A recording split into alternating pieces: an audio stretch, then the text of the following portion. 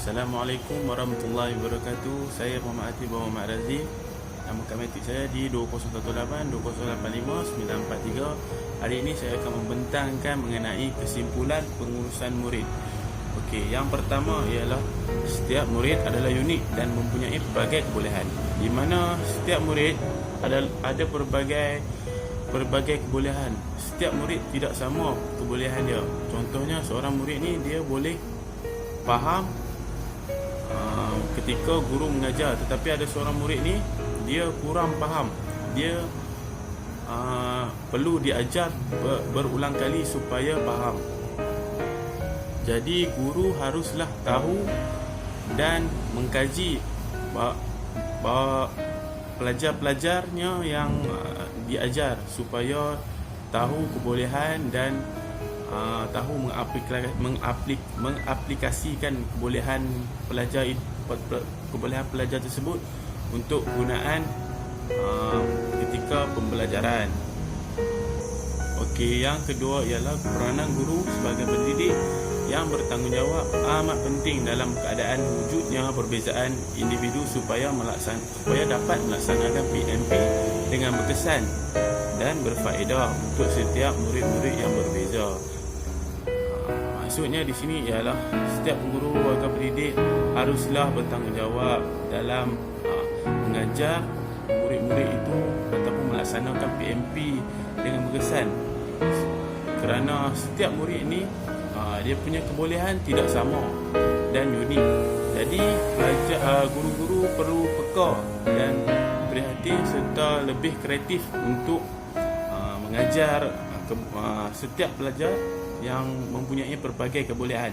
Contohnya seorang pelajar ni dia kurang slow, apa yang dicakapnya slow ataupun perlahan cara pembelajarannya. Jadi guru harus mengatur strategi bagaimana untuk mengajar kanak-kanak yang perlahan memahami secara perlahan ini. Jadi yang untuk pelajar-pelajar yang dia pemikirannya lebih cerdik, jadi perlu mengajar dengan cara yang ini. Ada kelas yang dibuat oleh guru-guru untuk mengasah bakat setiap murid-murid yang ada yang dalam kelas tu yang diajar. Jadi apabila menjadi seorang guru, perlulah mempunyai semangat ataupun sikap bertanggungjawab untuk mengajar student-student agar lebih dapat berbakti dan mencurahkan ilmu kepada pelajar-pelajar supaya dapat berjaya di dunia dan akhirat.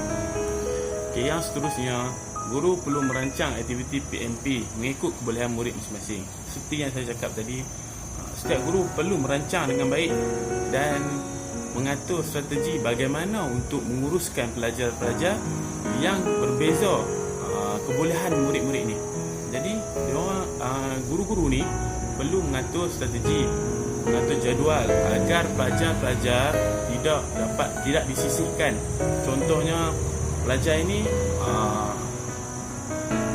ataupun pendidikan khas perlu asing dengan student yang lain supaya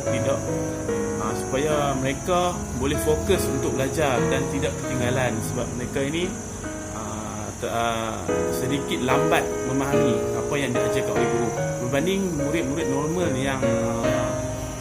yang pandai, yang normal boleh memahami cara pembelajaran guru-guru yang mengajar di sekolah. Jadi kena ada kelas khas. Jadi guru-guru kena peka dan merancang aktiviti dengan baik. Okey, seterusnya. Okey, untuk isi yang terakhir ialah sebagai seorang pendidik yang bertanggungjawab perlu sentiasa mencuba untuk menentukan dan membina kebolehan murid-murid berdasarkan perbezaan individu. Di mana seorang pendidik ni dia haruslah cuba untuk membina ataupun menentukan kebijaksanaan pelajar-pelajarnya mengikut perbezaan individu. Jadi pelajar-pelajar ni dia dapat mengasah kebolehan dia dengan